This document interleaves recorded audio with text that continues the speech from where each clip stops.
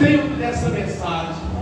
Mas em poucos instantes, eu quero expressar pelo menos um pouquinho dessa mensagem que Deus reservou para nós essa noite.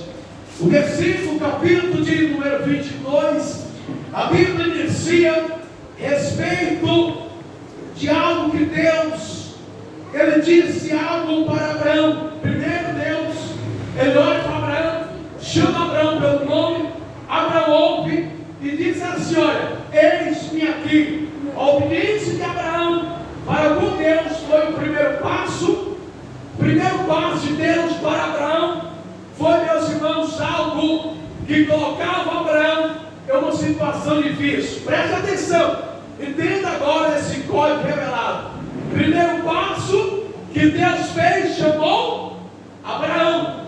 E Abraão disse: eis-me aqui. Eu não tinha planejado pregar dessa forma, mas Deus já está me levando dentro dessa palavra revelada apenas no capítulo 22. Deus chama, Abraão diz: eis-me aqui. E aí começa, irmãos, aqui vai dar o sentido que Deus falou para Abraão e diz: toma agora o teu filho, teu único filho Isaque, a quem tu amas. Versículo 2 você vai ver. E vai até a terra de Moriá e oferece ali o sacrifício das montanhas, e eu te direi. Aqui eu quero dizer para você nessa noite: toda vez que Deus chama o homem, chama a mulher, você simplesmente vai dizer: Senhor, eis-me aqui. Só que você nunca vai saber como que será a sua trajetória exatamente, você entendeu? Você apenas com obediência a Deus e não sabe ainda que tal preço você vai pagar, que tal preço Deus vai querer requerer você na caminhada, e na presença dele. Então você não tem outro lugar que você vai refugiar, não tem outro monte que você vai querer oferecer um sacrifício para Deus, a não ser exatamente o monte certo, que é para você oferecer um sacrifício, para você ter um preço a pagar. E todo o preço que você tem, que o profeta tem, para pagar na presença de Deus, todavia, você apenas vai dizer: Deus, se é isso que você quer de mim, se é isso que você quer de mim, se o sacrifício é esse, que eu pago o preço, se for para exaltar o seu nome, eu quero estar no alto monte de Deus nesta noite.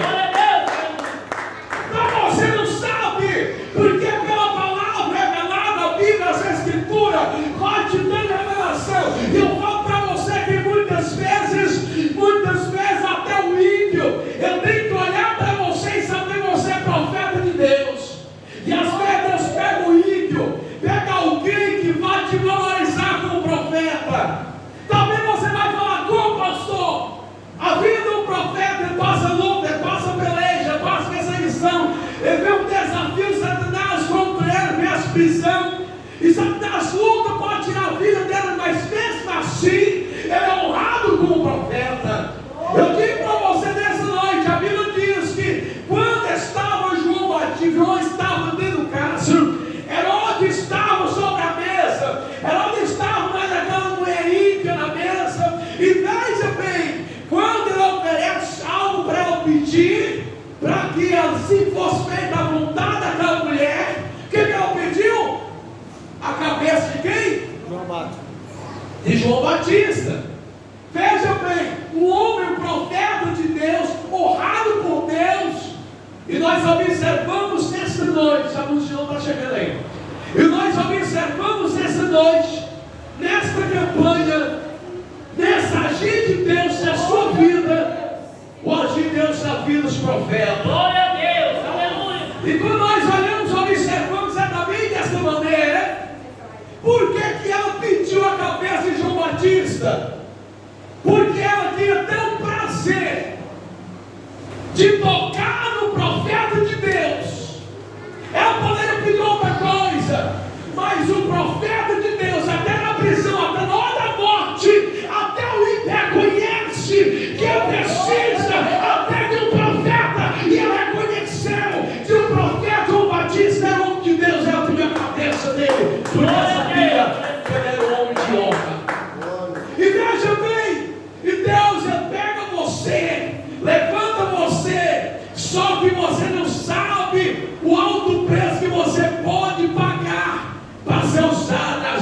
Deus. Só que quando você sabe que Deus te leva, Deus traz, Deus cuida, Deus vela, você está nem aí de que forma Deus vai te provar. Abraão não quis questionar com nada. Tem muitas pessoas, irmãos, que questionam com Deus, não aceitam o desafio que está proposto na vida dele, não aceitam as provações, não aceitam as lutas, não aceitam a peleja. Eu quero que você nesta noite, se Deus te chamou para uma obra espinhosa, provada, Ele vai provar você nessa terra, mas Ele vai te honrar na glória, porque esse é o plano. Glória a Deus. Aí eles sobem, e a Bíblia diz assim, olha, que Abraão pegou o seu filho. Eu acho engraçado, tem pessoas que quando pegam essa mensagem, muitas pessoas choram. E é uma palavra, meu Senhor, de se admirar. E a Bíblia diz que Abraão pegou Isaac, e dois moços, e eles andaram em um caminho de quantos dias? 3 dias até chegar naquele monte. Dentro dos 3 dias, com 3 dias eles caminhando, ele contemplou de longe a montanha daquele alto monte. E quando chegou no pé do monte, Abraão olhou para os seus moços e falou assim: vocês ficam aí. Pegou seu filho Isaac, subiu lá no monte, em cima daquela montanha. E ele começou a fazer aquele altar, e mandou Isaac abordando o jumento, foi trazendo. E de repente, quando Isaac olha para o seu pai, para o semblante, para o rosto, para a face, e ele diz assim: meu pai, onde está o cordeiro para nós sacrificar a Deus aqui? Abraão, na mesma hora, lançou a mão de Isaac. A meia foi ele colocou em cima do altar daquela pedra, verteu nele em cima dos lados. Glória a Jesus. E ali estava já com o seu isqueiro na sua mão para lançar fogo e sacrificar seu filho. E Deus, contemplando a fé de um profeta, a fé de alguém que confia em Deus, a fé de alguém que confia na voz de Deus, a fé de alguém que o compromisso dele era com Deus somente. E quando ele faz tudo aquilo que o altar está preparado diante de Deus, aí que está o mistério, irmãos. Toda vez que você prepara a sua vida, se põe na presença de Deus, você pode estar passando a luta que for, você pode estar enfrentando o sacrifício que for. Deus fala assim: olha, eu vou esperar o momento certo para ver se ele não vai se mover do sacrifício, se ele perseverar como Abraão, como Isaac em cima da terra, se ele permanecer na posição. E de repente, quando ele olha para cima, eu vou matar o meu anjo e vou honrar você a partir de hoje. E quando Abraão, com a fé fixa em Deus, ele pega aquele cutelo, que ele vai lançar em cima de Isaac. Deus, ele brada fora dos céus. Toda vez que nós prostramos perante Deus, Deus ele não vai abrir o céu para não trazer surpresa para você.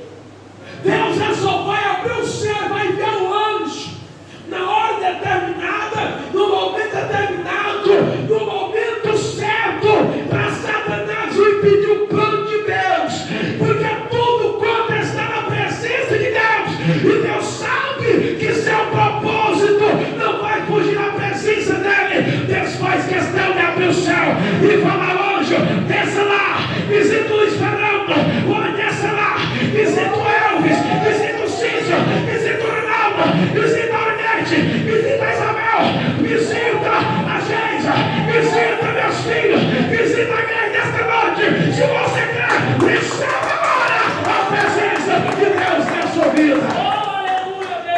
E Deus abre o céu e vai descer nesta noite. Deus abre o céu, move as montanhas, move as pedras, abala o monte e diz: olha, os seus companheiros estão lá embaixo, mas você está aqui. Muito está nessa campanha, mas você está aqui. Os embaixo. Mas Deus veio lá no alto do monte, visitou Abraão, visitou Isaac, porque quem está em cima do monte está na brecha para receber. Quem está lá embaixo, sem estar presente em Deus, não receba a visita de Deus. Mas você que hoje subiu na presença dele e falou: Deus está no teu monte, no Monte Santo, vem com a bênção, vai embora, e Deus que seja feita na minha vida nesta noite. Deus realiza o milagre.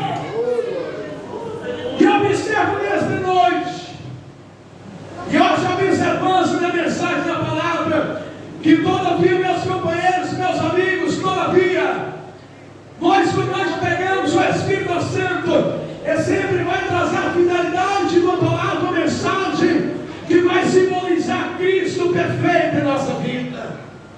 O sacrifício que Abraão caminhou 3 dias, Abraão caminhou 3 dias para apresentar um sacrifício a Deus. Eu fico observando nesta noite, Jesus apenas, meus irmãos, 6 horas, Ele fez o sacrifício que ninguém mais fez. Você está entendendo?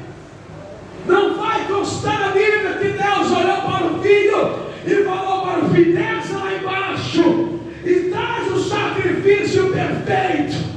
Mas a Bíblia afirma em Filipenses que eis que o Senhor Jesus, Ele se esvaziou, Ele se fez servo, para que assim fosse obediente até a obediência da morte. Fosse obediente. E a Bíblia vai enfatizar dizendo o seguinte: que o Senhor Jesus Cristo foi Ele que fez, meus irmãos, desde 6 horas, das 9 horas da manhã até 3 horas da tarde, 6 horas, o sacrifício, derrotando Satanás, as legiões dos demônios, para que assim cumprisse aquela palavra, que Deus amou o seu filho amado, que deu seu único filho, para todo aquele que nele crer não pereça, mas que seja salvo, por aquele que desceu e fez ferro, se fez carne para salvar nossa alma. Aí, Jesus Cristo, desde as 6 horas até a hora da sua crucificação, Pai, tudo já está consumado. Por quê? Porque o sacrifício foi o sacrifício de Abraão dos 3 dias naquela montanha. Não foi o sacrifício de mais nenhum profeta. Foi o sacrifício do Senhor Jesus Cristo, como um cordeiro sacrificado, crucificado, ressuscitado, para ressuscitar a sua esperança aqui hoje. Glória a Deus, aleluia. Foi Deus que ressuscitou a esperança de Abraão, trazendo vida para Isaac, para que hoje tivesse uma grande nação. Sacrifício que o Senhor Jesus Cristo, pela permissão de Deus, lá no alto da cruz do Calvário, não naquela montanha que Abraão esteve, mas naquela da cruz, lá no alto, Ele bradou como anjo forte e poderoso, de ter suportado da cruz do Calvário, para que de lá descesse para a crucificação e trouxesse uma resposta. A resposta que Deus mandou o anjo, e o anjo desceu e falou: Abraão, Abraão, não faça isso, porque Deus já contemplou sobre lá de cima. Eu vou te falar nesta noite, é Jesus dizendo aqui nesta noite: eles que estavam no alto da cruz do Calvário, e eu desci para ser crucificado, e eu falo nesta noite: não cometa pecado, não ferve nas coisas desse mundo, pecando, mas viva a presente palavra de Deus que tem salvação para a sua alma. Ele, Silas, é o anjo fiel, que esteve lá no alto daquele monte, cruzado, para desfazer todas as encruzilhadas de Satanás sobre a sua vida. Porque a sua vida não terá sentido sem Jesus, terá? Você não tem sentido se o seu sentido não for Jesus. Você não terás. Você não terás uma edificação sem Jesus nos edificar. Você, aleluia, você não terás na sua vida um olhar pleno e certo de que Ele vai te resgatar se você não olhar para Jesus. Mas todos quantos olhou para o alto e sabe que Jesus Cristo foi o único que sacrificou a sua vida por você, você passa a valorizar que Cristo Jesus é tudo na sua vida. Agora veja bem, todos nós vamos partir, vamos vai. Todos nós vamos morrer. Uns morrem, passam com Cristo, outros passam em Cristo. Mas todo mundo, pastor, mas eu posso contar nos dias? Pode.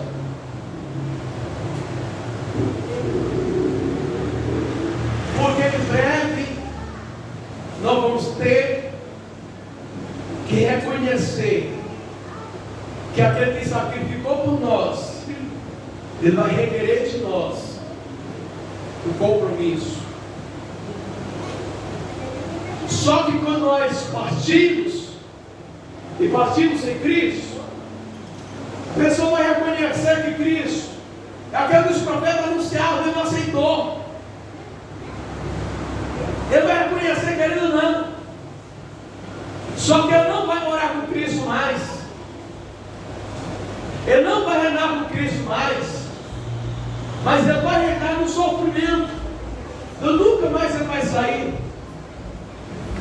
Mas quem chegar perante Cristo, por reconhecer que o maior sacrifício é Cristo, e ele abraçou a palavra de Cristo pela boca dos profetas aqui na terra, e ele trouxe no seu coração, na sua alma, uma plena convicção que ele vai partir, e que aquele que sacrificou pela salvação da sua alma, ele vai encontrar naquele dia, e nesta noite, ele reconcilia em Cristo Jesus, que vai salvar a sua alma naquele dia. Aí, você saberás que o maior sacrifício perfeito já foi feito. Entenda que o maior sacrifício perfeito de todos já foi feito. Agora, o maior milagre está por vir. Qual que é, pastor? O maior milagre está por vir. Se o maior sacrifício já foi feito, o maior milagre está por vir. E está por vir em ti e em mim. Qual que é, pastor? A salvação. Há milagre de ressuscitar pessoas, milagre de cura, milagre de tantas bênçãos. Agora, você vê que Lázaro houve um milagre que ele ressuscitou, certo? Mas depois ele morreu e partiu, não partiu. Assim é conosco também. Agora, o maior milagre, ele é o eterno. Porque ele vai chegar sobre a sua vida, você vai ter a transação daqui, dessa terra para a vida eterna, você vai ver o maior milagre eterno que nos diz o Goi. Você pode buscar o milagre da cura de uma enfermidade, o milagre de uma documentação, de qualquer algo nesse sentido. Só que todos eles passam ou não passam? Mas o milagre eterno é a salvação. Porque esse não passa, ele é eterno. O que você busca hoje, quando o homem ele não tem um carro, ele consegue comprar um veículo, seja novo, enfim, ele fala assim, eu realizei o que eu queria. Só que passa os meses, ele vai ver que aquele carro dá serviço para eles, os afazeres, e vira coisa normal. Essa não é. Aí a pessoa queria uma mulher, uma esposa, um namorado. Aí depois ele vai ver que é simplesmente algo que Deus preparou e abençoou. Pessoa tem vontade de ter um apartamento, uma casa. Depois que ele vem, que ele tem, ele desfruta, ele dorme, tem seu lar, seus prazeres. E lá na frente ele vai falar assim: eu nunca imaginaria ter casa ou uma casa aí. E dá os prazeres do homem, da mulher, vai sendo assim sucessivamente. Só que no final da sua vida, foi todos prazeres carnais, qual foi? Foi. E banais essa vida. Só que o que eu quero, a finalidade que eu quero chegar nessa mensagem é que nós possamos ter bens financeiros, materiais, ter tudo. Mas se nós não tiver a comunhão, a salvação na nossa alma, não tem nada. É verdade. O próprio Salomão ele falou todos esses prazeres no final da sua vida. Ele fala que tudo foi vaidade. É por isso que o homem e a mulher, ele pode não ter nada financeiro, ele pode ser uma pessoa que vive pela fé. E a Bíblia diz que nos últimos dias o justo viverá pela fé. Mas se a fé dele alcançou a comunhão e a salvação da sua alma, ele tem a maior prosperidade, ele tem a maior riqueza que a salvação da sua alma.